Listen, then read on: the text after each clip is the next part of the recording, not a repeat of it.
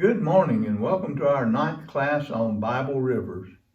Today we're taking a second look at the Euphrates River. Well, actually it is our third lesson, as it was one of the 4 rivers in the Garden of Eden, which we discussed in our first lesson. And then Randall talked about the Euphrates in the second lesson as he described Abraham's and Jacob's travels to Canaan. Apart from the Jordan River, the Euphrates River played one of the most important roles in Israel's history. It was present for the beginning of man in the garden, as well as for the beginning of God's people as Abram made his way from Ur of the Chaldees in Haran to the land of Canaan. The long title of our lesson is Euphrates, Part 2, Throwing the Prophetic Scroll in the River, Promises Made, Promises Kept. And our main text is from Jeremiah chapter 51, verses 59 through 64. Since these verses precede the final chapter of Jeremiah, we need to first learn a little more about this prophet and the time of his prophecies to understand the one in this text. The context of these final verses of Jeremiah 51 is the Babylonian captivity of Judah. Babylon, the capital city of Babylonia, was built on the banks of the great river, or the Euphrates. This river is the longest in Southwest Asia, as it originates in the mountains of Turkey, flows through Syria and Iraq before merging with the Tigris and emptying into the Persian Gulf, a total distance of 1,740 miles. The date 606 to 536 BC comprised the 70 years of captivity for Judah. The Babylonian Empire spans many centuries, but this signifies its status as the dominant world power between the Assyrian and the Medo-Persian empires. The prophet Jeremiah was from the Levitical city of Anathoth, in the territory of Benjamin, located 3 miles northeast of Jerusalem. His father was Hilkiah the priest, but the Lord ordained Jeremiah to be a prophet before he was even born. However, the Lord called him into service in the 13th year of King Josiah's reign, or 627 BC. We don't know how old Jeremiah was at this point, except he considered himself a youth, possibly in his early 20s. But he will serve as a prophet for some 40 years under 5 kings until the temple is destroyed in 586 BC. Like the northern kingdom, Judah has followed the path of idolatry and disobedience to God's law. This downward spiral began under King Solomon as he embraced the idolatrous practices of his foreign wives. Then Jeroboam led the northern kingdom into idolatry. The southern kingdom, or Judah, wavered between good and evil, but Josiah was a good king. Although he became king at 8 years of age, someone had influenced him for good. It was 5 years after Jeremiah was called to prophesy that the book of the law was found by the high priest, and Josiah began his reforms. Assyria was still the dominant world power when Jeremiah began his work as a prophet. However, the capital city Nineveh was overrun in 612 BC, and Assyria suffered its final defeat by the Babylonians, led by Nebuchadnezzar II in 605 BC at Carchemish.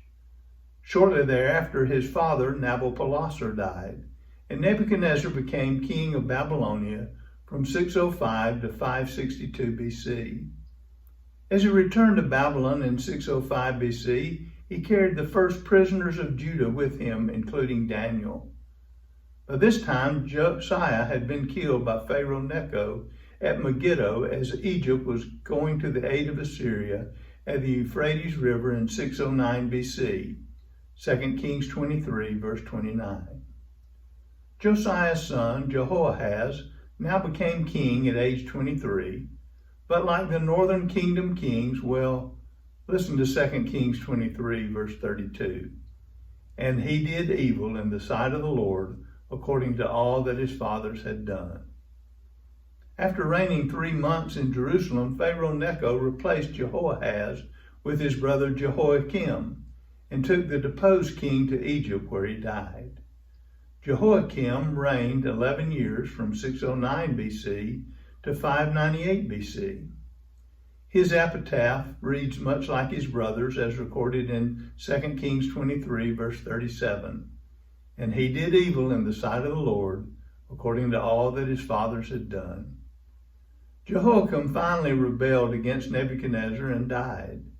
He was replaced by his son Jehoiachin, who reigned only 3 months in 598 to 597 BC. His epitaph was remarkably like those of his two predecessors, 2 Kings 24, verse 9. And he did evil in the sight of the Lord, according to all that his father had done. I want to pick up here in verse 10 and read through verse 17. At that time, the servants of Nebuchadnezzar, king of Babylon, came up against Jerusalem, and the city was besieged. And Nebuchadnezzar, king of Babylon, came against the city as his servants were besieging it. Then Jehoiachin, king of Judah, his mother, his servants, his princes, and his officers went out to the king of Babylon. And the king of Babylon, in the 8th year of his reign, took him prisoner. And he carried out from there all the treasures of the house of the Lord, and the treasures of the king's house. And he cut in pieces all the articles of gold which Solomon king of Israel had made in the temple of the Lord, as the Lord had said. Also he carried into captivity all Jerusalem, all the captains and all the mighty men of valor, 10,000 captives, and all the craftsmen and smiths. None remained except the poorest people of the land.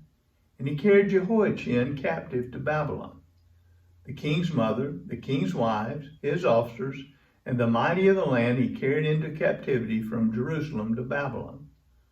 All the valiant men, 7,000, and craftsmen and smiths, 1,000, all who were strong and fit for war, these the king of Babylon brought captive to Babylon. Then the king of Babylon made Mattaniah, Jehoiachin's uncle, king in his place, and changed his name to Zedekiah. We're now in the year 597 BC when Zedekiah begins his reign in Jerusalem. He will be the final king of Judah and rule for 11 years until Jerusalem and the temple are destroyed in 586 BC. There's so much history to learn, but allow me to explain why I stopped reading at verse 17. As our text for this class ends abruptly at the close of Jeremiah 51, the final chapter is almost a duplicate of 2 Kings 24, verse 18 through chapter 25, verse 30. But I wanted to get to King Zedekiah because this is where Jeremiah's prophecy about the scroll occurs, during the 4th year of his reign. This means that Jeremiah's prophecy was made around 594 or 593 BC. According to one scholar, most of the predictive verses, in fact 222 in number, in Jeremiah focus on the fall of Jerusalem to the Babylonians.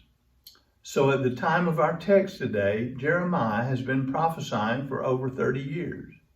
He has been terribly mistreated through the years. And while we don't have time to examine the entire life of the weeping prophet, I do want to point out that many things about Jeremiah resemble the life of Christ. Both faced rejection by their families. Both wept over Jerusalem and God's people. Both had a message about the new covenant. And both were described as a lamb that is led to the slaughter. It is no wonder that our Lord's disciples gave this response to his question of, "Who do men say that I, the Son of Man, am?" in Matthew 16, verse 14. So they said, some say John the Baptist, some Elijah, and others Jeremiah, or one of the prophets.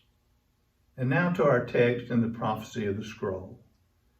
Evidently, King Zedekiah had been summoned to Babylon on official business in the 4th year of his reign, and this afforded Jeremiah an opportunity to send a message to the captives in Babylon. The courier for Jeremiah's message is Seraiah, who is the official quartermaster. He was also the brother of Baruch, who served as Jeremiah's scribe and assistant. Verse 60 of our text reads, "So Jeremiah wrote in a book all the evil that would come upon Babylon, all these words that are written against Babylon. Instead of a prophecy of doom against Judah, Jeremiah now has one against Babylon. They are recorded on a scroll which Seraiah is to carry with him to Babylon. Jeremiah is lucky to be alive after his prophecies against Jerusalem and the temple. But here he is prophesying as a prisoner of sorts against the most powerful nation in the world, foretelling what evil will befall it. He gives very specific instructions to Seraiah about what he is to do upon arriving in Babylon.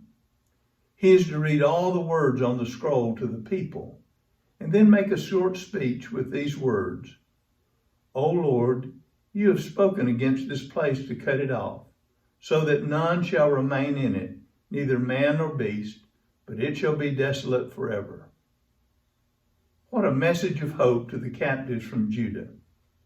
If they had listened to Jeremiah in the past, they would have known that the Babylonian captivity would last 70 years, of which about 12 to 13 have passed.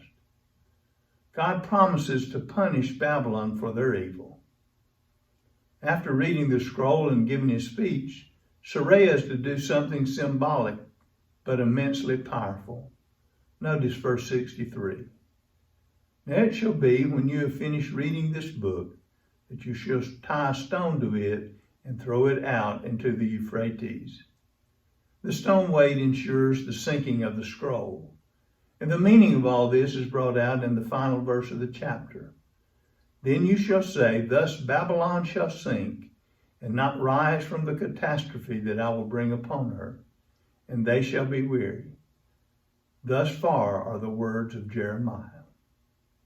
As surely as they saw the scroll sink into the Euphrates River, so Babylon will sink as an empire and world power in less than 60 years, never to rise again. Despite Saddam Hussein's best efforts, mighty Babylon did not arise from the ashes. And so ended the recorded prophecies of Jeremiah.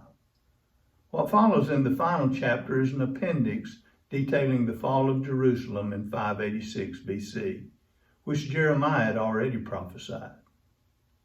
Centuries before, the Lord, through Moses, outlined a test for prophets in Deuteronomy 18, verses 20 through 22.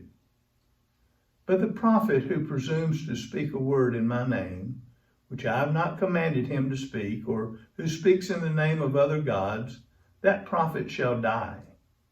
If you say in your heart, how shall we know the word which the Lord has not spoken? When a prophet speaks in the name of the Lord, if the thing does not happen or come to pass, that is the thing which the Lord has not spoken. The prophet has spoken it presumptuously. You shall not be afraid of him. Out of 812 predictive verses in the book of Jeremiah, there are 90 different specific predictions, according to Payne's Encyclopedia of Biblical Prophecy. As God's messenger, Jeremiah made this many prophecies, all of which came to pass. Not only did he prophesy in the short term against Judah and other nations as well as against Jerusalem, Jeremiah prophesied some 70 years ahead about Judah's captivity and Babylon's fall. But he also prophesied centuries ahead about a new covenant, the one we are blessed to live under. Jeremiah spoke promises made by the Lord, and the Lord kept all these promises. Sadly, the people refused to listen to Jeremiah's words and mistreated him. In this election year, politicians are making all kinds of promises, even ones they already know they can't or won't keep. But you and I can rely on the word of the Lord. God always keeps his promises, even those made by his prophets like Jeremiah. With a rock tied to a scroll, Jeremiah sent a powerful message of hope to his fellow captives that Babylon would be punished eventually and fall, never to rise again. By studying prophets like Moses, Isaiah, and Jeremiah, we can see how God fulfills prophecies and keeps his promises. They were written for our learning so that we can sing the old hymn with confidence, standing on the promises of God. I know I took the long way around for this lesson, but I hope we've all learned something and our faith is stronger. Join us next week when Randall will teach a lesson from the book of Ezra and teach us about the Ahava River or Canal in Mesopotamia. Thanks for watching, and may God bless.